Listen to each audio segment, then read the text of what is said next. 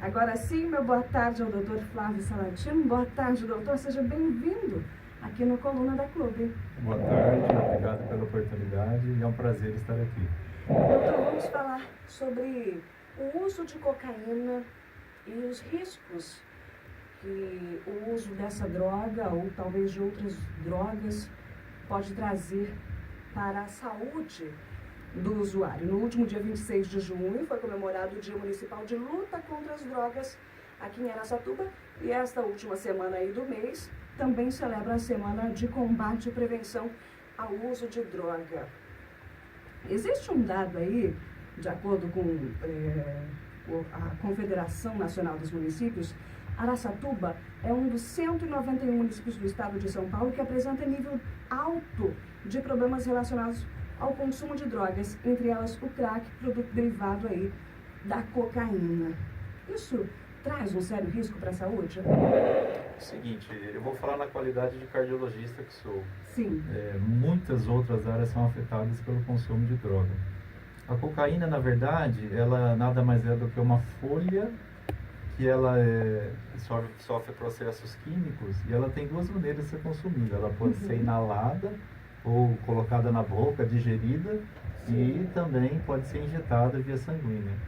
Os danos que ela traz, de uma forma bem sucinta e simples, ela traz alterações na nível de corrente sanguínea, estreitando as artérias, aumentando a pressão arterial e, por consequente, aumento do risco de infarto. A grande questão nesse público de usuários, a grande maioria são jovens. E a maioria desses jovens, até por questões socioeconômicas também, eles não têm uma mínima noção do seu estado geral de saúde. Então, quer dizer, às vezes eu já tenho pessoas portadoras de outras doenças que com o uso da substância vão agravar aquela situação. Acaba piorando ainda mais a situação. Isso são possibilidades. Mesmo aquele jovem saudável, teoricamente, digamos assim, porque a própria busca pela droga já o torna um paciente, uma pessoa doente, né, do ponto de vista psiquiátrico, né?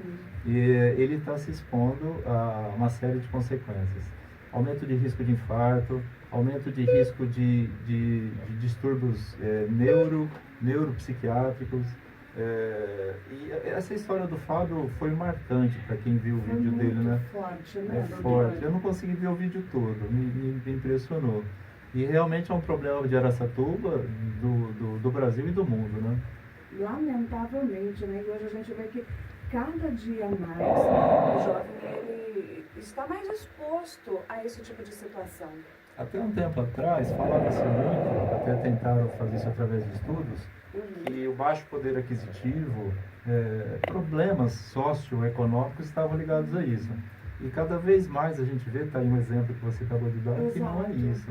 E o que se percebe... Talvez não tenha nada a ver com essa questão financeira. Eu acredito que não, porque a pessoa que ela tem condição financeira, ela tem um acesso mais fácil a isso. Exatamente. Porque o poder de compra, né? O que torna mais fácil ainda o uso.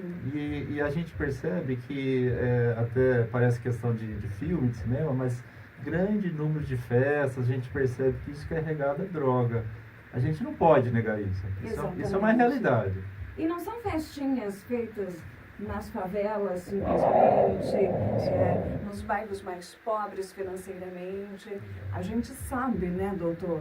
É claro que a gente não pode falar a festa tal ou isso ou aquilo, mas a gente sabe que a maioria das festas onde se tem jovens da média e até alta sociedade, rola, com o perdão da palavra aí, nesse linguajar mais popular, rola muita droga.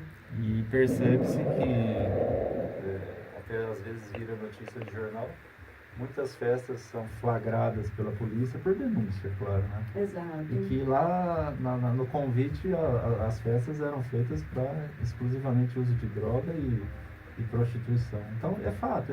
Na minha concepção, isso é um problema de saúde pública realmente. E que tem que ser encarado, já pulando um pouquinho aqui, estendendo o assunto. A questão do combate. Então, eu acredito que isso é opinião particular. Eu acredito que a questão do combate ao tráfico, como é feito, não resolve.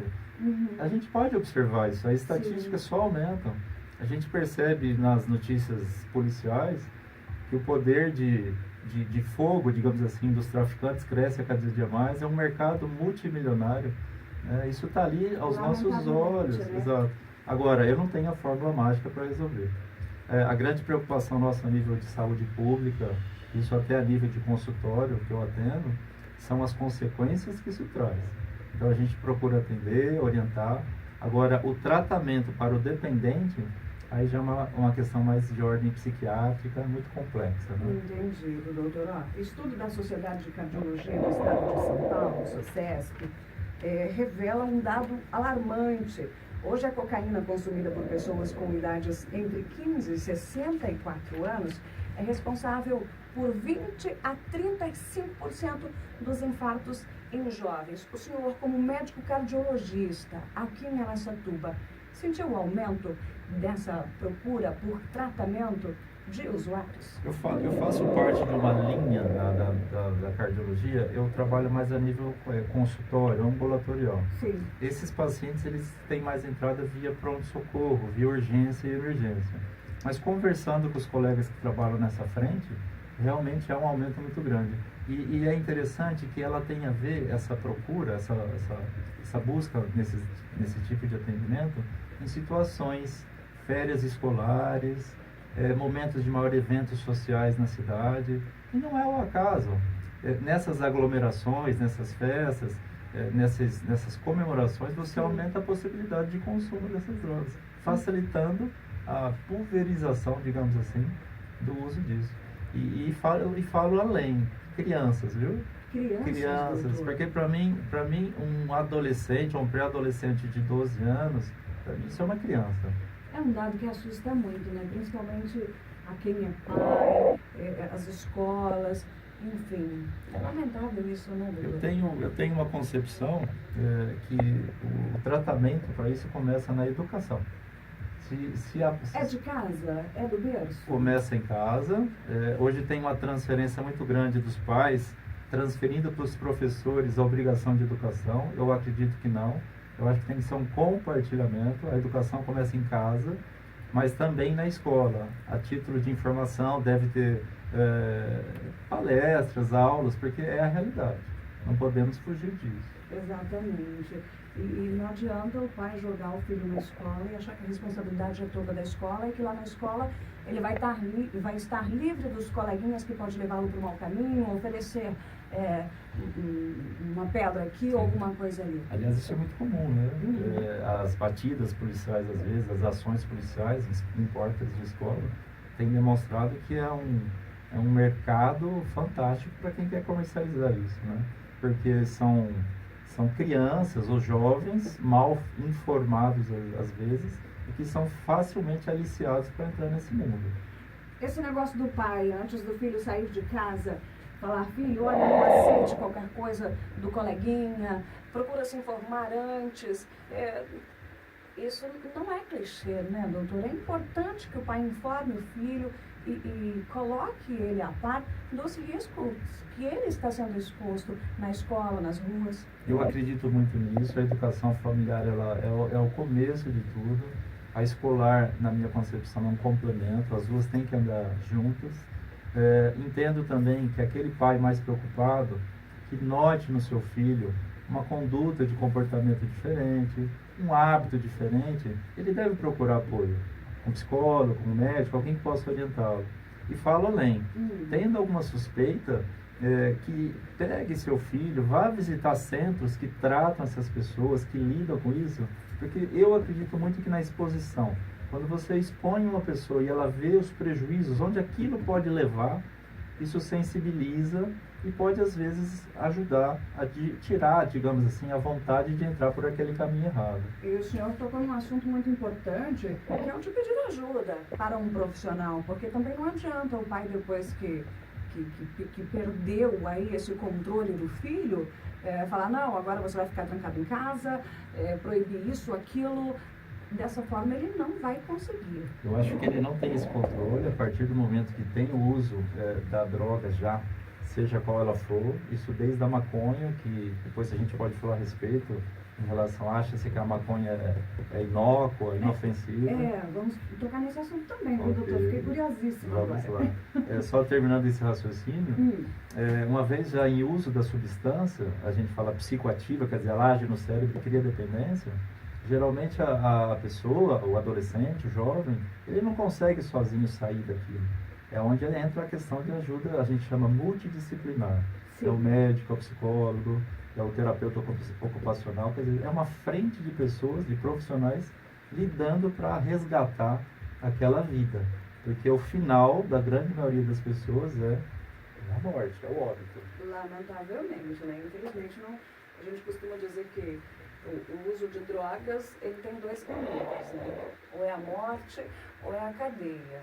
Mas tem um outro caminho também, que é aquele que você busca sair, né, dessa situação, buscar um tratamento, buscar uma ajuda. Eu tô com uma ouvinte aqui, ó, a Tuca, lá do Bechó Aparecida, ela falou assim, ó, tô ligadinha. Sem dizer que infartos fulminantes, sequelas irreversíveis no cérebro, a família não sabe como lidar, acho que falta clínicas aqui em Araçatuba para recuperação. O senhor concorda com isso? Concordo plenamente.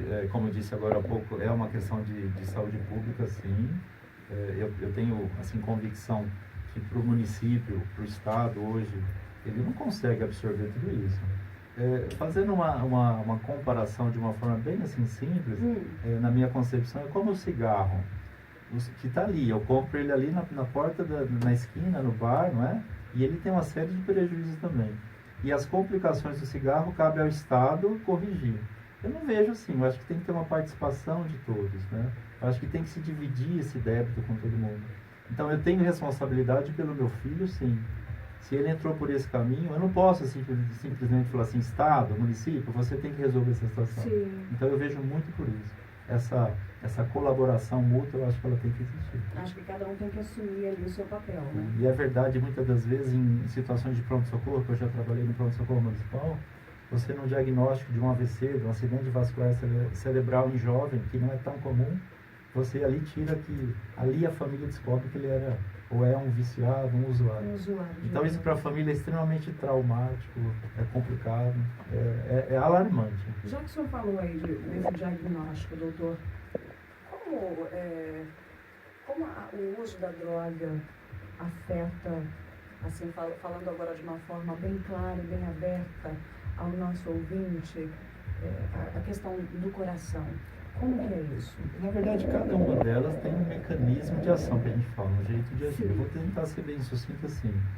A maconha, a gente pode falar dela daqui a pouco, de uma forma melhor, ela pode impedir a ação de umas enzimas lá no fígado, aumentando a produção de triglicéridos, que é um tipo de gordura. E essa gordura pode se depositar nas artérias e lá na frente aumenta o risco de infarto.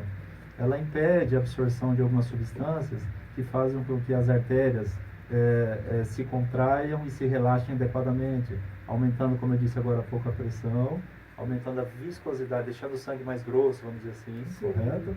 E culminando lá na frente com infarto. Isso também eu traduzo a nível cerebral. Então, infarto, quando eu falo infarto, na verdade não é infarto só no coração. Infarto quer dizer interrupção ou diminuição de fluxo sanguíneo. Isso acontece no cérebro. Sim. De um termo mais simplista, a gente usa para cérebro, a gente usa isquemia, que pode ser usado para qualquer órgão. Tá? Então, quer dizer, as alterações circulatórias, elas são as grandes complicações das drogas em si e que culminam, que levam lá com infarto, com AVC, né, que a gente fala que é o derrame cerebral popularmente, né? Além das questões que nós comentamos, que eu não poderia entrar muito em detalhes, até porque foge um pouco da minha área, as questões psiquiátricas, né? Entendido. Que vai muito mais além, né? Muito além, muito além. Exatamente. Outra coisa, como que isso se dá? Qual o tempo, na realidade, após o uso, que um infarto ou algum problema relacionado ao cérebro ou ao coração pode ocorrer? Depende muito de tempo de exposição, como você colocou, depende de quantidade de consumo, de quanto eu uso daquela droga, né? Da sensibilidade do meu organismo e, como eu tinha dito agora há pouco, da questão da minha saúde. Quer dizer, quando eu comecei a usar, eu era uma pessoa totalmente saudável, A maioria das pessoas não sabe disso, até porque são Às jovens. vezes pensa que é saudável. Exatamente. Né? E não Mas- pensem vocês que jovem não tem problema de circulação, de coração, problemas cerebrais não diagnosticados. Claro que tem. E aumentou, inclusive, o número de infartos em pessoas mais jovens. E esse aumento aí já está ligado a vários fatores, principalmente de estilo de vida, que a gente chama. Exato. Falta de atividade física, obesidade ou sobrepeso, consumo de cigarro. E hoje a gente vê muito mais as pessoas a partir dos 40 anos de idade cuidando melhor da saúde do que os jovens propriamente dito, né, doutor? A nível de estatística, até de próprio consultório, que eu faço isso todos os dias, o paciente, a pessoa que se cuida mais é o paciente idoso. É aquele paciente que se aposentou, é aquele paciente que já está de 60 anos para frente, e é incrível isso, como ele aumenta o grau de preocupação dele com a saúde. Ele começa a fazer exercício, ele se preocupa com o peso dele. Se a gente conseguisse transferir essa responsabilidade para o jovem, e essa essa preocupação seria perfeita. Mas aí é uma questão muito complexa, né? E que eu acredito que a base disso vai estar aonde? Na educação.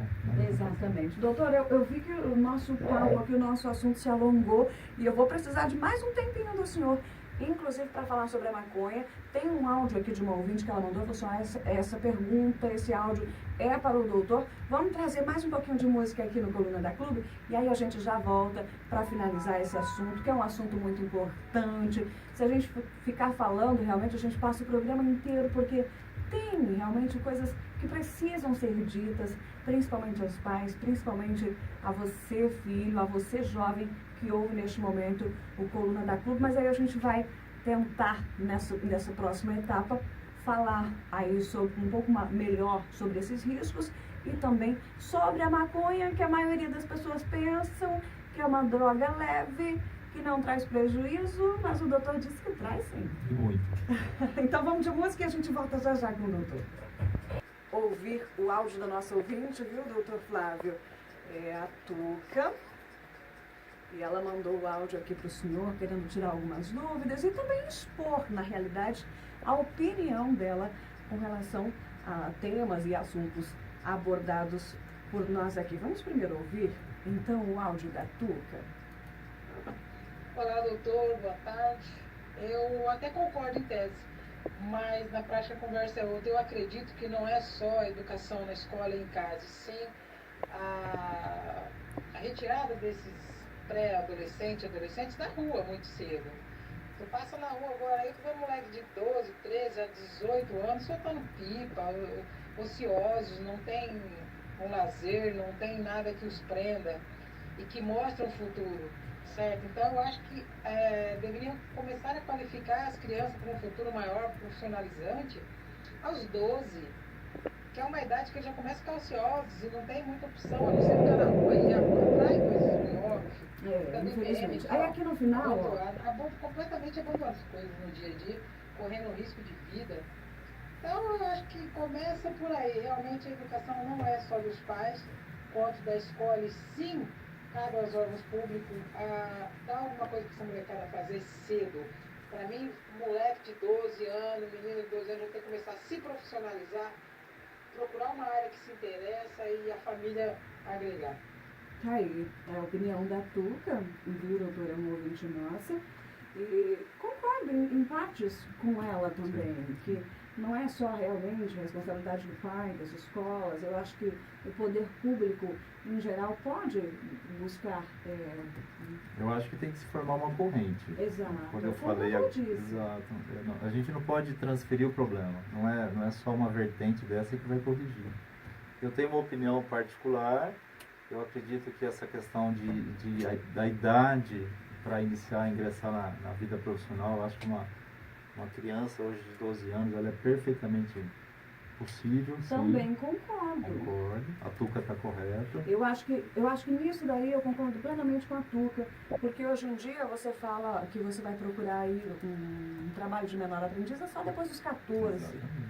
E tem criança com 12 anos aí, com muita vitalidade, e que já poderia estar atuando aí. Eu acho que se a gente pensar assim, dividir o ônus com todos os segmentos, o poder público, sim, na minha concepção, fazendo talvez, criando as escolas em período integral, você tira um pouco essas crianças da rua, isso é fato, você dá ensinamento, você ensina esporte, você faz tudo isso.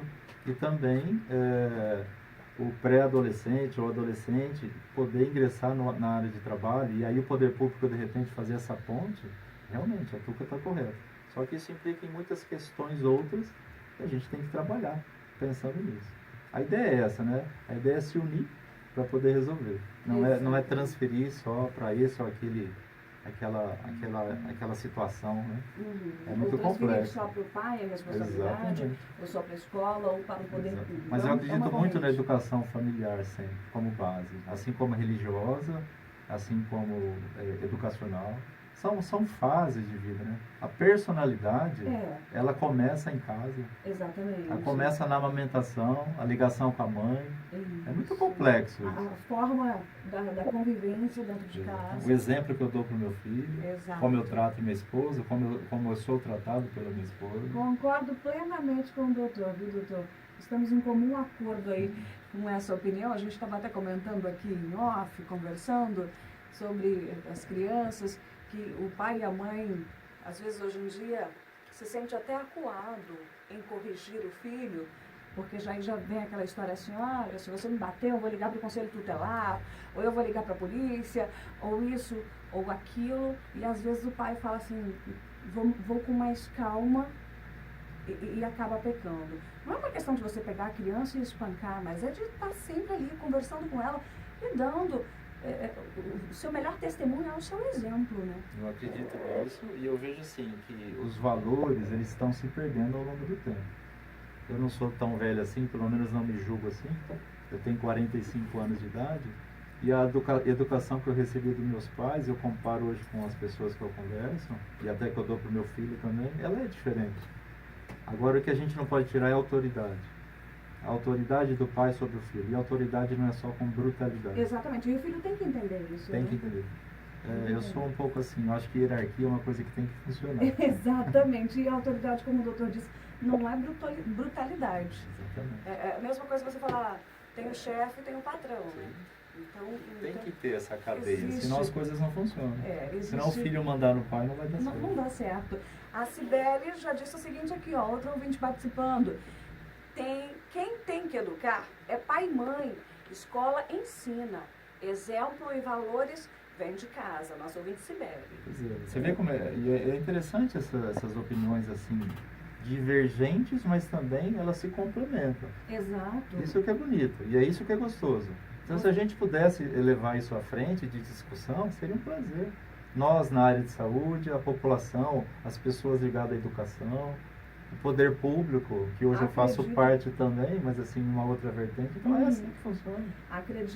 Concordo com a Cibele aqui, que exemplo e valores vem de casa realmente, porque começa lá no berço, começa em casa, e isso pode sim ter um complemento na escola, né, e no meio em que a gente vive. Eu não sei se isso aqui acontece, talvez o senhor pode até me corrigir ou me esclarecer um pouco melhor, doutor, de mais palestras nas escolas, informando, conscientizando as crianças desse risco. Eu acho sim, foi o que nós falamos no princípio da nossa conversa. E essa forma de levar isso para a criançada, para a meninada, eu acho que tem que começar bem cedo. Porque o crime organizado, ele busca aquela criança lá na escola, ou lá na rua, brincando, soltando pipa, e faz ele de, como se diz no meio aí, né, avião, ele vai vender a droga, ele vai dar informação da polícia, não é assim que funciona? Exatamente. Então a gente tem que agir numa contrapartida em relação a isso. Chegar primeiro. A gente tem que chegar Resgata primeiro, Exato. Porque senão você perde. Concordo plenamente. Fugindo um pouquinho aí deste assunto, não fugindo do assunto, né? Fugindo do tema, que a gente está falando aí sobre educação em casa e tudo mais, os meios para evitar, ou também os meios aí para impedir que o filho entre no mundo das drogas. Vamos falar sobre a maconha, doutor. Quais são os riscos que a maconha traz? Ela é realmente inofensiva, que o povo fala assim, até que tem que liberar? Eu acho que para começar a minha opinião, e claro que é a opinião pessoal, eu sou totalmente contra a liberação da maconha. Por um motivo óbvio. Eu falei agora há pouco em relação ao cigarro. O cigarro é uma droga lícita e que tem um prejuízo a nível econômico para o mundo, para o país, enorme, e que se consome assim, né, facilmente. A maconha é no mesmo segmento do cigarro. Ela, quando ela inalada, aspirada, né, quer dizer, quando eu fumo, vai para os meus pulmões, eu aumento o risco de infarto. É a mesma consequência. Até eu comentei agora, há dias atrás, conversando, que o bem-estar que ela traz, a questão positiva, se é que eu posso dizer assim dela... Se é que tem, né? Se é que tem. Ela fica muito longe dos prejuízos. Então, assim, eu vejo maconha e cigarro englobados no mesmo patamar.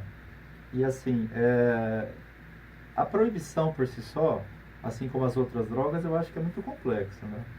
Agora tem que ter... Nós vamos voltar a falar da conscientização, né? Exato. Mas o prejuízo é enorme. Então aumenta o risco de infarto, de AVC, né, de derrame cerebral, de hipertensão, todas essas doenças. Tira uma dúvida minha aqui agora. A cocaína, ela é mais rápida, talvez, nesses danos. O dano é mais rápido. E a maconha tem Lembra que eu comentei agora há pouco? Exato, é mais ou menos assim, mas depende de quantidade. A gente fala muito em dose, né? Porque Sim. nada mais é do que uma droga que eu estou inalando, estou injetando. Então a via de administração, por exemplo, se eu injeto cocaína na minha veia, a ação dela é muito mais rápida. O crack desculpa o termo, mas eu acho que vai frisar bem, é o lixo, se é que eu posso dizer assim, das drogas. E quando ele é inalado, o prejuízo dele é instantâneo. Então, assim, isso vai lesando o meu coração, o meu cérebro ali, daquele primeiro momento, daquela primeira tragada que eu dei ali, né? Eu não sei nem se no mundo da droga é assim que se fala tragar, mas a gente fala assim no meio médico. Então, isso é prejudicial. E a gente tem que parar de como se diz popularmente, de tapar o sol com a peneira. Tá aí, tá ali na esquina agora sendo consumido. A gente está enfrentando esse problema há bastante tempo e esse problema só vem aumentando, né? A gente tem observado aí, falando agora na parte pública, que tem praças que os usuários, eles danificam a iluminação da praça, eles criam condições para que eles possam continuar ali consumindo. Então tá ali, tá ao nosso alcance, é só querer enxergar. E eu estou sempre disposto a querer ajudar, tudo que estiver ao meu alcance, claro. Com certeza, doutor. Fala só para a gente finalizar aqui, esses efeitos que a droga causa, que é a cocaína, a maconha, enfim, a curto e a longo prazo, muitas vezes se tornam irreversíveis. A maioria é irreversível. Eu queria só também deixar aqui esclarecido, além dessas drogas, que é muito comum nessas festas todas hoje, o êxtase, ou êxtase, cada um pronuncia de um jeito. E é uma droga sintética extremamente prejudicial e que faz parte. Então, falando de um apanhado geral de todas essas drogas, eu tenho alterações psíquicas, psiquiátricas, aumento do nível de depressão, aumento do risco da pessoa se matar, né? Do suicídio, suicídio, né? A taxa do suicídio. Taxa do suicídio, perfeito. Também, infelizmente.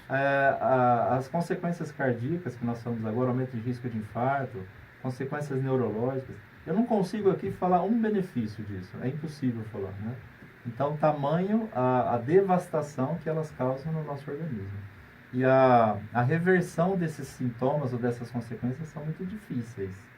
Se pegar em estágio inicial, talvez mais fáceis. Sim. Por isso que a gente tem que estar atento em casa, nos amigos, nos familiares, tem que estar atento. É difícil, gente. Esse tema é um tema importantíssimo. Esclareceu muitas dúvidas, eu tenho certeza, do nosso ouvinte. Dúvidas aqui da apresentadora também, Andréia Haliboski, que tem uma adolescente de 14 anos em casa. E o que o doutor disse, eu só tenho que reforçar. É importante você, pai, é importante você, mãe, ficar de olho no comportamento do seu filho. Porque às vezes ele está dando sinal de que alguma coisa não está bem e você não consegue enxergar. E acho que isso vem desde pequenininho mesmo. Não adianta a gente querer chegar a uma certa idade e enfiar goela abaixo, com esse português mais claro, do filho, o que é que ele deve e não deve fazer. Você não pode fazer isso. Não, isso tem que ser caminhando. É passo a passo, desde quando ele é pequenininho, mostrando para ele os riscos e os benefícios das escolhas que eles fizeram. Eu acredito muito no livre-arbítrio. Eu sou dono dos meus passos, eu acredito assim. Independente de religião, não estou aqui falando disso. Mas só que uma criança não tem esse discernimento. Então aí cabe sim a quem cuida. A gente fala pais assim, quem cuida, quem cria, quem é o responsável. Quem está ali direcionando, Mostra o caminho certo. Só que para eu mostrar o caminho certo eu tenho que dar exemplos. Então começa assim em casa, a escola lapida essa criança, não é? E o trabalho consolida aquilo lá. Então essa é a cadeia natural das coisas. Só que o crime está aí. E o crime ele é muito organizado, né? O próprio nome diz. Então a gente tem que lutar contra. E como está sendo feito, na minha opinião particular, não está funcionando. Então a gente tem que mudar a estratégia. Eu não tenho fórmula mágica, mas eu acho que a gente tem que se unir. Unir para poder achar uma solução para isso. Porque a curto e médio prazo, a estatística é assustadora. Assustadora. Falando dessa estatística assustadora, para finalizar mais uma vez, a gente sempre fala, vamos finalizar, e sempre vem um assunto importante, algo à mente, e eu acho que isso é muito válido para quem está em casa. Doutor, essas estatísticas aqui na nossa cidade, de usuários de drogas, de adolescentes, de jovens, enfim, são assustadoras? Elas não diferem em nada a nível Brasil. Você tem regiões mais, outras menos, mas a nível Brasil nós não perdemos em nada. Isso é assustador. Isso é assustador. Eu acho que a gente tem que se mobilizar já. Não é deixar para amanhã. Essas crianças, elas precisam da gente.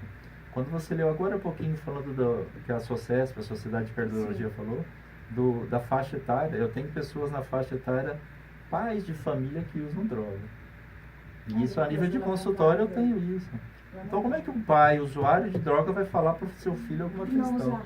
Então, quer dizer, é muito complexo. Mas vamos pensar na coisa mais simples, né? Orientação familiar, tudo como a gente falou. Eu acho que o caminho é esse. Longo, mas eu acho que o caminho é esse. Obrigada, doutor, pela sua participação aqui. Doutor Flávio Salatino, médico cardiologista, que tirou muitas dúvidas nossas e que com certeza trouxe informações importantíssimas ao nosso ouvinte. Toda quarta-feira vai ser assim, viu, gente? Vai ter sempre uma entrevista, um assunto importante para nós debatermos aqui. E é importante a participação do nosso ouvinte também aqui nesse debate. Mais uma vez, muito obrigada, doutor, pela sua disponibilização em estar aqui com a gente, esclarecendo as nossas dúvidas e, é claro, esclarecendo as dúvidas, eu tenho certeza, da maioria das pessoas que estão em casa. Eu agradeço a oportunidade, foi um prazer estar aqui, espero que eu tenha sido esclarecedor. Demais. Não sou o dono da verdade, mas quero fazer parte da nova realidade, da mudança.